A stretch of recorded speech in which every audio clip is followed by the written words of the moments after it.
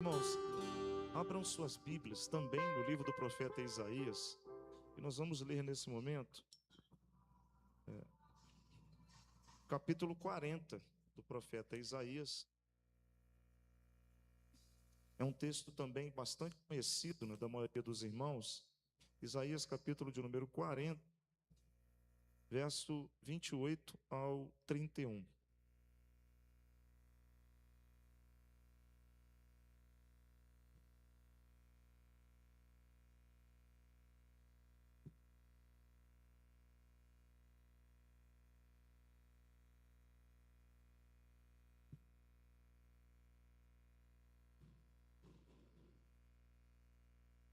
Hoje vai ter salinha das crianças, culto infantil? Não, né? Ok. Isaías 40, versículos do 28 ao 31, diz assim a palavra do Senhor. Eu vou ler na versão que está com os irmãos. Não está a mesma. Será que você... Isso. Será que você não sabe, nem ouviu, que o eterno Deus, o Senhor, o Criador dos confins da terra, nem se cansa, nem se fadiga? A sabedoria dele é insondável.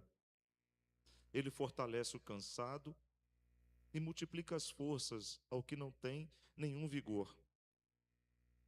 Os jovens se cansam e se fadigam, e os moços de exaustos caem.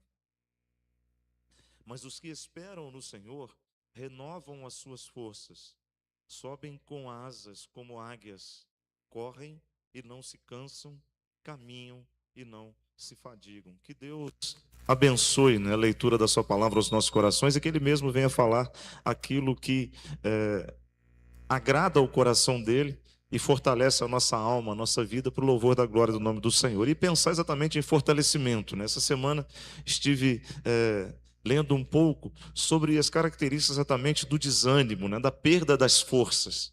E às vezes a gente perde força, não é porque a gente está cansado, ou porque trabalhou muito, ou porque... Na verdade, a gente pode ter até uma boa noite de sono, mas parece que a gente acorda esgotado, né? Então, assim, eu acho que esse tipo de cansaço, ele vai além do cansaço físico.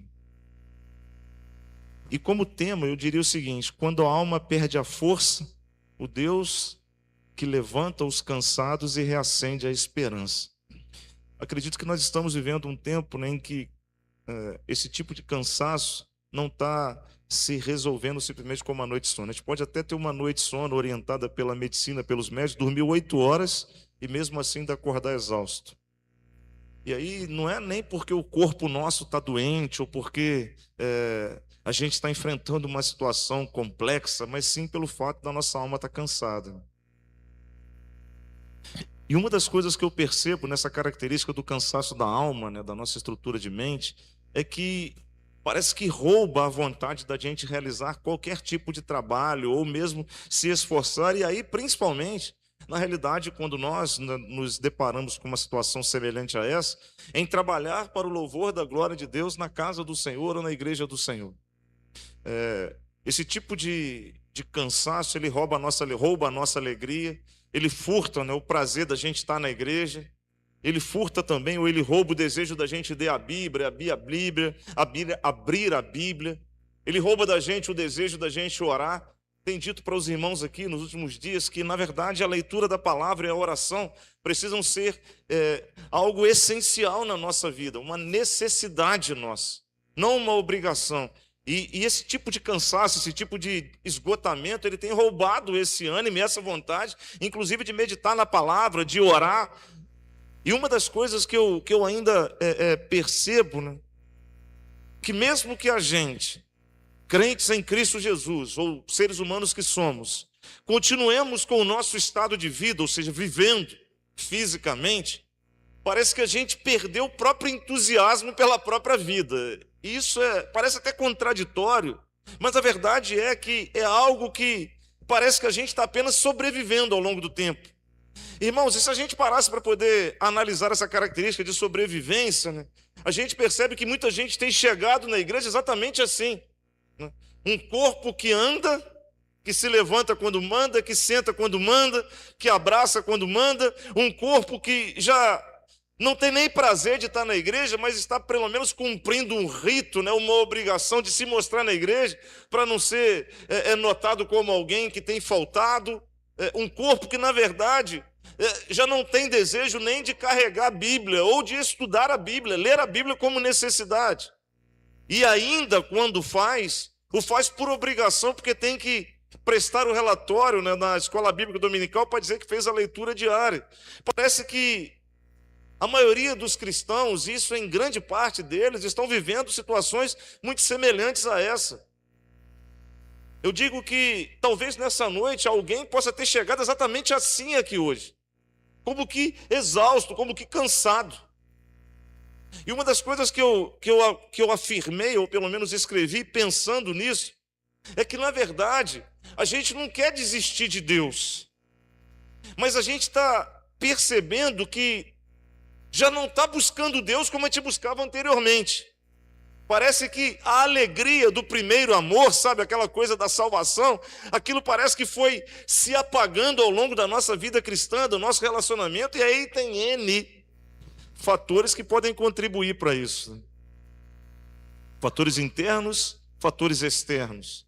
Fatores externos, por exemplo, uma crise familiar, né, uma decepção, uma questão financeira.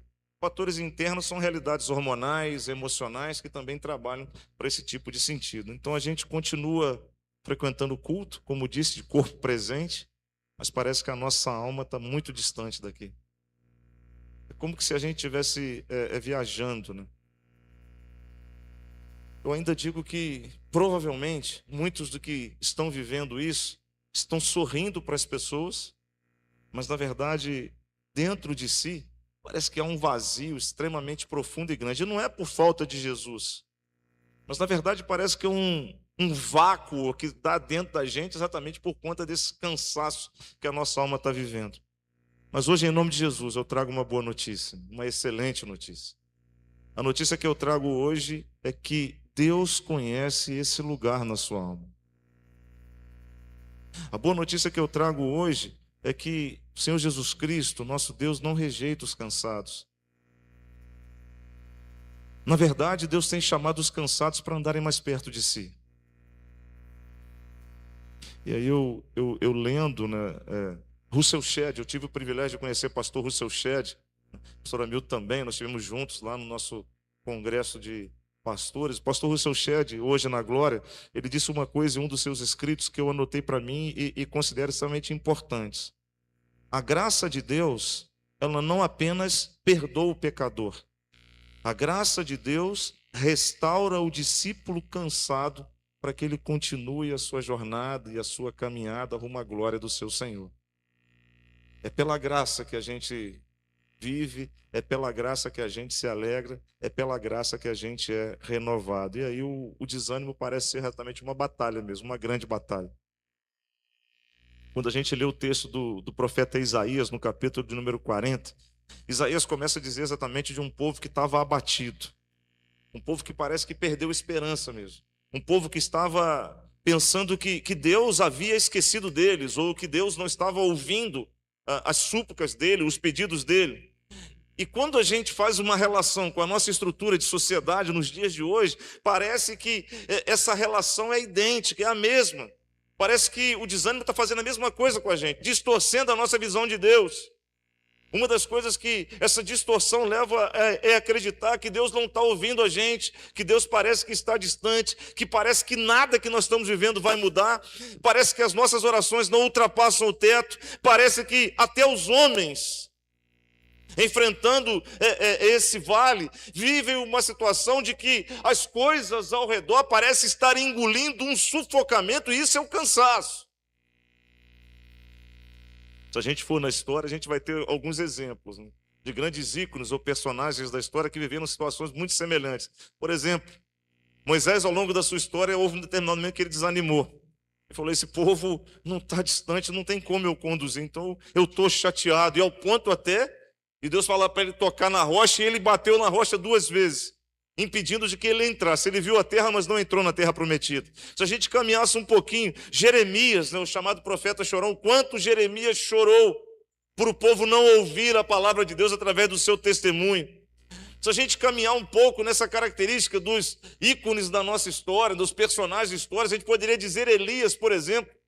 Elias, o grande profeta Elias, né? As suas realizações, as suas manifestações, Elias orou para Deus pedindo que ele morresse. Me mata, Deus, de uma vez, não estou aguentando mais, tem que acabar. Davi, o rei Davi, o salmista Davi, o grande homem de Deus, o homem segundo o coração de Deus, muitos de seus salmos eram expressões dos momentos em que ele estava em angústia e sofrimento, escritos debaixo de derramar de lágrimas. A gente olha, por exemplo, o apóstolo Pedro caminhando, e Deus disse, caminha sobre as águas, e ele começa a andar, e de repente ele fracassa, ele olha para os lados, e vê que o desânimo, e a força que estava externa a ele, fez com que ele afundasse. E aí, meu irmão, quero dizer uma coisa para você, no nome de Jesus, trazendo a boa notícia de que Deus te conhece, de que Deus sabe o vale que você está. Olha, o problema não é passar pelo vale, o problema é quando a gente constrói no vale a nossa morada. O problema é quando o cansaço nos faz ao profundo do vale e ali a gente quer habitar.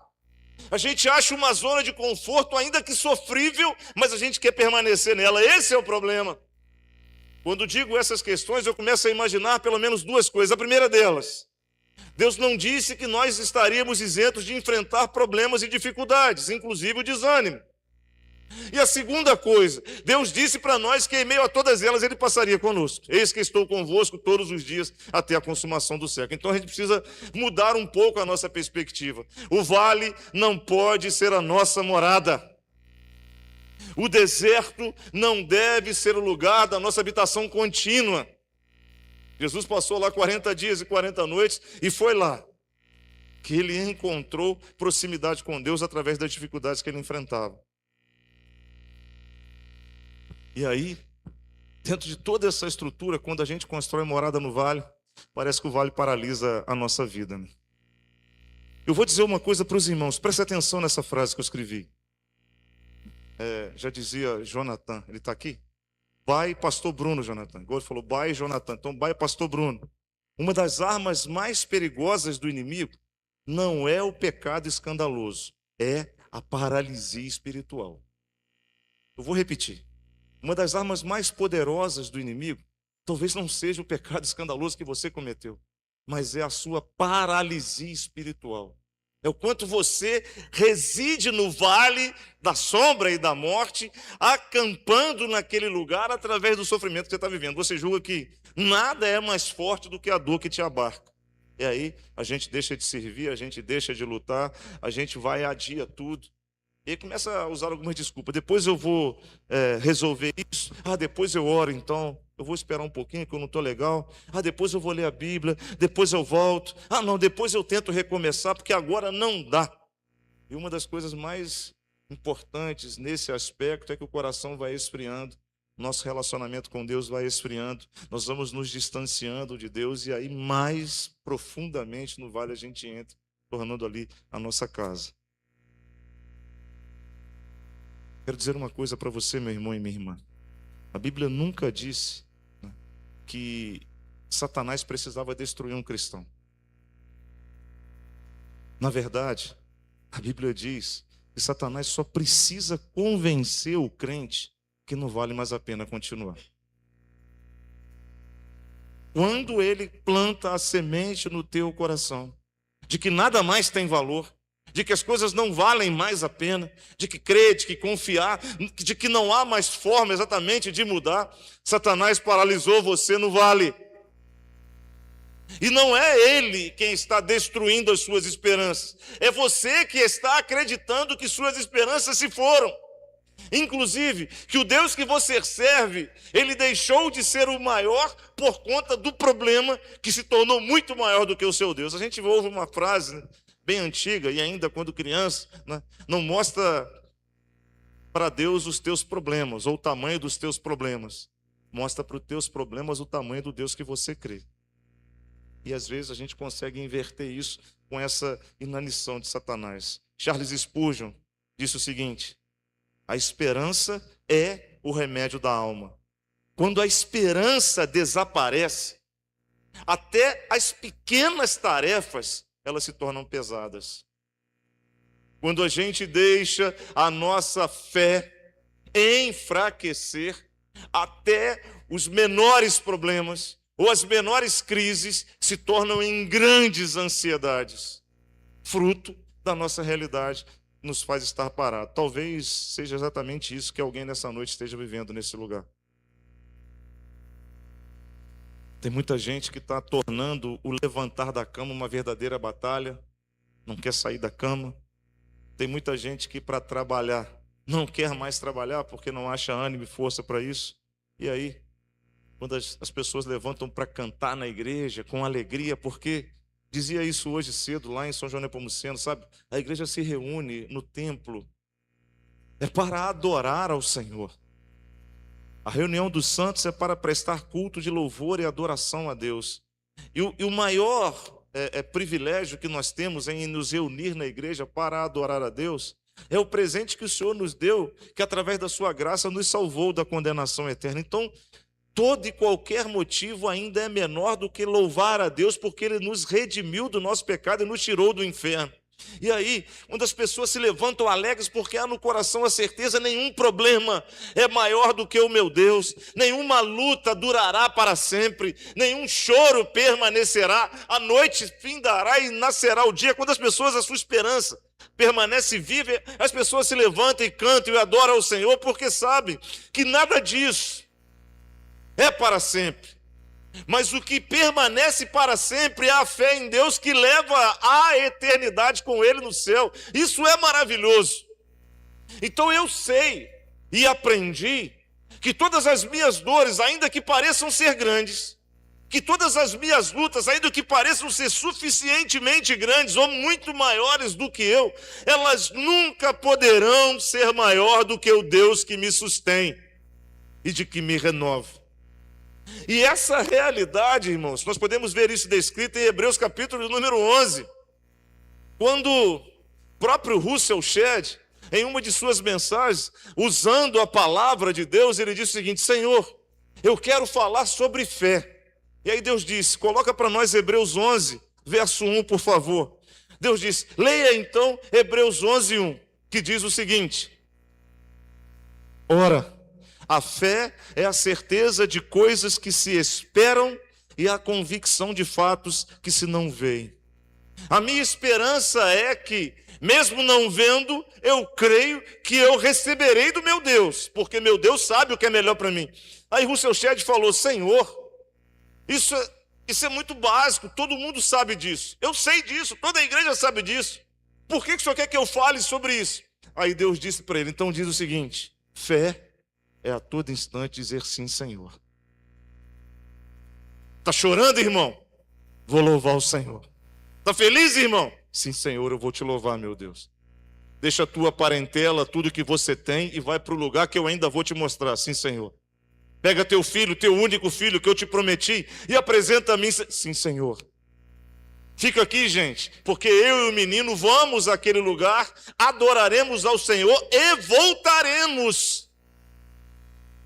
Sabe o que é isso? É renovação de esperança. Ainda que o coração esteja angustiado, sangrando, ainda que as forças negativas tentem me roubar a paz, ainda que o desânimo tente inundar o meu coração, a palavra que eu ouço é: os que esperam no Senhor renovarão as suas forças, subirão com asas de águia, visão de águia, estarão acima das tempestades, porque é o Senhor que os sustém. Nesse sentido, então, o que parecia ser difícil, no meu Deus se torna fácil. Na minha humanidade, na minha força, na minha identidade, é impossível eu pensar nisso. Mas na minha razão espiritual eu vejo, o meu Deus cuida de mim. A Ele, por Ele, dele, toda a honra e toda a glória no nome de Jesus. E uma outra coisa, meu irmão e minha irmã, que talvez você não saiba. Deus não está condenando o cansado. Deus não está rejeitando o cansado. Deus não disse assim, Isaías não disse na sua palavra: os que estão cansados serão rejeitados. Deus não está condenando o cansado. Deus está dizendo: eu quero renovar as suas forças. Eu quero tirar você desse vale da inanição. Eu quero transformar você em uma pessoa que alcance alturas como que das águias. Que evangelho maravilhoso, que palavra maravilhosa, sabe? Deus não espera que você chegue forte. Deus quer que você se achegue para Ele do jeito que você está, fraco mesmo, desanimado mesmo, porque a força vem dEle. Jesus, em Mateus capítulo de número 11, verso 28, Ele não disse: venham a mim quando vocês estiverem bem. O que Jesus diz em Mateus 11, 28? Vinde a mim todos os que estão cansados e oprimidos, e eu vos aliviarei. Jesus não falou: eu estou esperando você melhorar. Você está no vale, você está sofrendo. Não. Jesus te quer cansado, desanimado, sem força, para se entregar nas mãos dele, para que ele então, que conhece, sabe que você não tem capacidade de caminhar sozinho, dizer o seguinte: eu sou a mão que te sustenta, eu sou aquele que restaura a alegria que você perdeu, eu sou aquele que reacende a chama que parece estar apagada no teu coração, a chama da vida, a chama do calor, a chama do amor. Eu sou o Senhor que não mede você pela intensidade da tua força, eu sou o Senhor que te olha pela necessidade que você tem a partir da sinceridade do teu coração. Então, nós somos aqueles os quais devemos nos derramar no altar de Deus, devemos nos apresentar no altar de Deus rendidos, como alguém que nos entregamos para dizer o seguinte: Pai, misericórdia, eu estou tentando caminhar, mas as minhas forças se esvaíram, eu já não consigo mais pensar por mim, parece que eu estou sendo sufocado, o mundo está me abraçando, as lutas estão me ofegando, me sufocando. Então eu me achego ao Senhor com o meu coração contrito e quebrantado para dizer: eu dependo de Ti, porque sem o Senhor eu nada posso e nada sei. E uma das coisas que eu também percebo nesse texto de Isaías significa dizer o seguinte: que esperar em Deus não é a mesma coisa que permanecer parado. Quando Isaías diz os que esperam no Senhor, ele não está falando os que ficam de braços cruzados. Esperar na Bíblia, na verdade, é confiar, é a fé. Esperar na Bíblia é permanecer, é continuar, confiando que mesmo que eu não veja o resultado final, eu sei que pelo caminho Deus me levará à vitória para a glória do nome dEle. Quando, porventura, no teu coração, o desânimo dizer o seguinte: pastor, hoje eu não quero orar não. Ore a si mesmo. Dobra teu joelho diante do Senhor. É ali, é nesta hora. E quando a vontade de orar não vem, é que nós devemos buscar ao Senhor, porque Ele vê a nossa limitação. Eu não quero mais ler a Bíblia. Não... Abra a Bíblia a si mesmo. Busque palavras que possam nutrir o teu coração daquilo que de verdade alimenta. Eu estou perdendo a vontade de ir na igreja, eu estou tão desanimado. Venha para a igreja adorar o Senhor. Se coloque na dispensação da graça de Deus para dizer o seguinte: eu vim aqui para servir Deus. Eu quero servir ao Senhor, porque mesmo parecendo estar fraco, eu reconhecendo a minha limitação, eu vou entender o que de verdade o apóstolo Paulo diz: aí eu sou forte. Sabe por quê? Sou forte quando sou fraco? Porque reconheço que a minha força precisa vir de Deus. Então é nessa hora que a gente precisa entregar o nosso coração ao nosso Deus.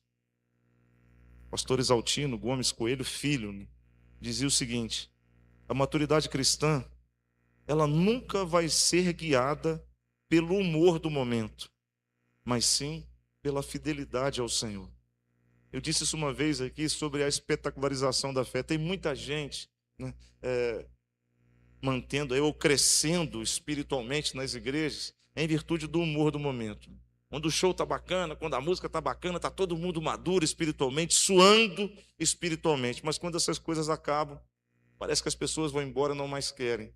Então, não são fiéis ao Senhor, e sim a oportunidade de satisfazerem seus desejos e suas vontades. O desânimo pode até tentar fazer você acreditar que as coisas acabaram. Mas eu venho te dizer uma coisa em nome de Jesus Cristo. Ainda existe uma esperança. Essa esperança chama-se Jesus Cristo. Quando nós lemos o texto do profeta Isaías, ele usa pelo menos 3 verbos que eu julgo ser essenciais. O primeiro deles, subirão.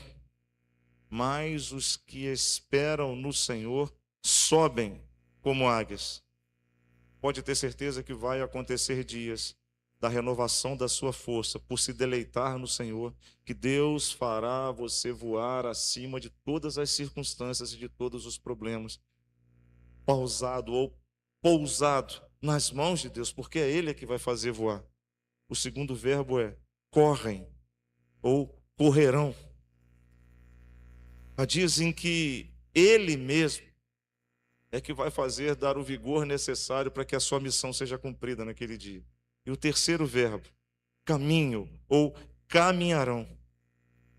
A maior parte da vida cristã não vai ser feita por milagres visíveis, mas pela perseverança diária na presença de Deus.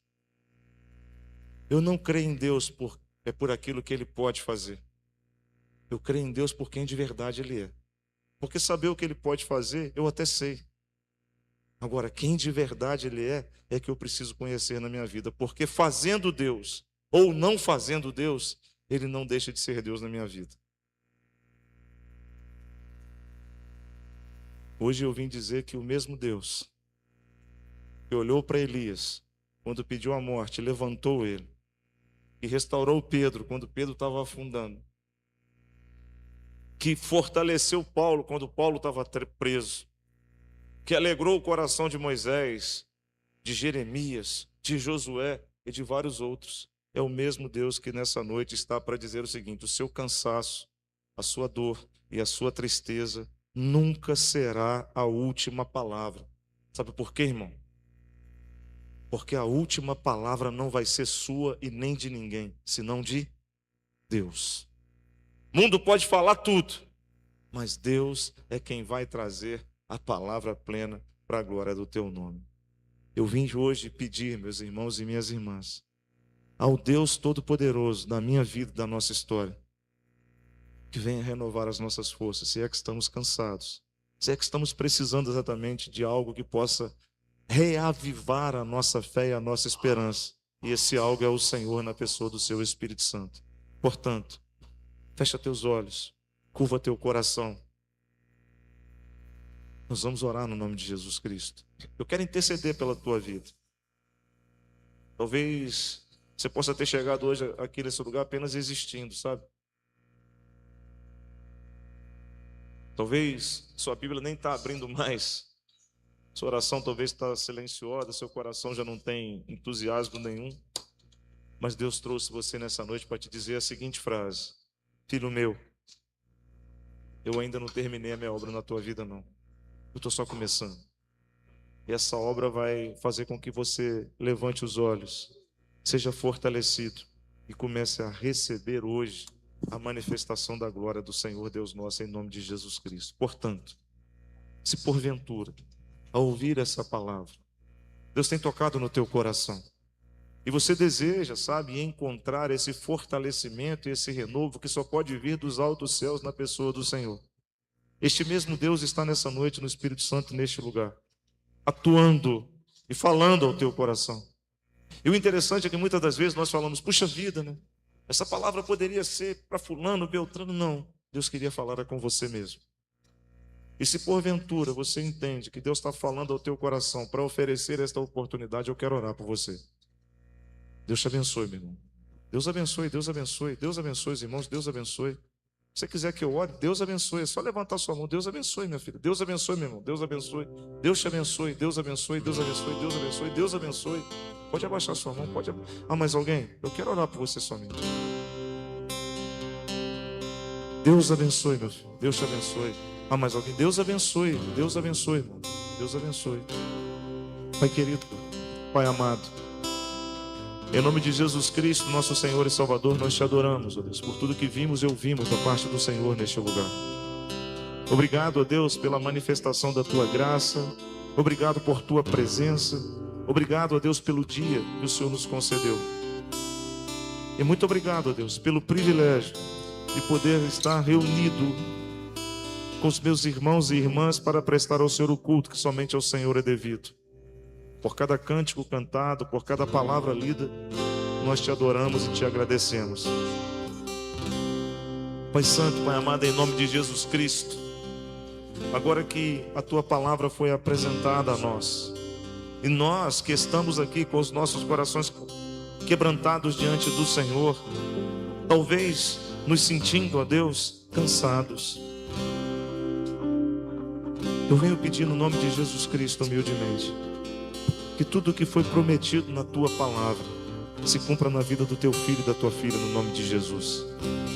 Aqueles os quais suas mãos levantaram, é porque pela fé creem, confiam que é o Senhor que tem a última palavra e que é o Senhor que está renovando suas vidas, sua esperança, suas forças, para a glória do nome do Senhor.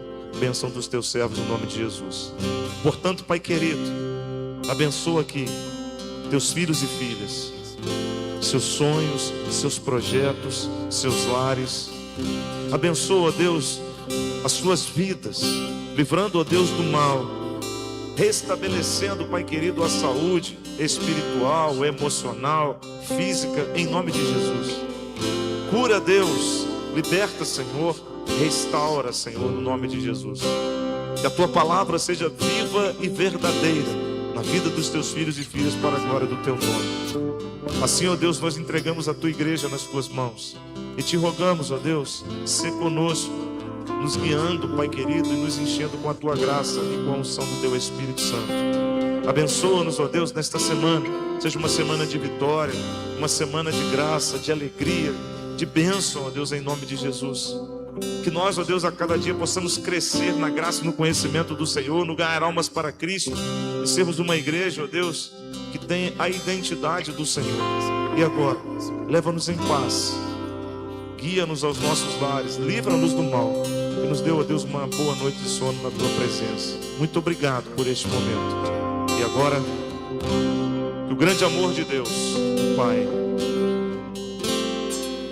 a graça salvadora de Jesus, o Deus Filho, as doces e eternas consolações do Santo Espírito do Senhor sejam derramadas sobre os teus filhos e filhas que suas mãos levantaram neste lugar nesta noite, sobre a igreja do Senhor aqui reunida neste lugar e sobre todo o povo de Deus espalhado por toda a face da terra hoje e para todo sempre. Amém e amém. Que Deus nos abençoe, meus irmãos e minhas irmãs. Em oração silenciosa e com o pós-lúdio do grupo de louvor, nós encerramos o culto dessa noite. Vão em paz. Que Deus nos abençoe e tenha uma excelente semana em nome de Jesus.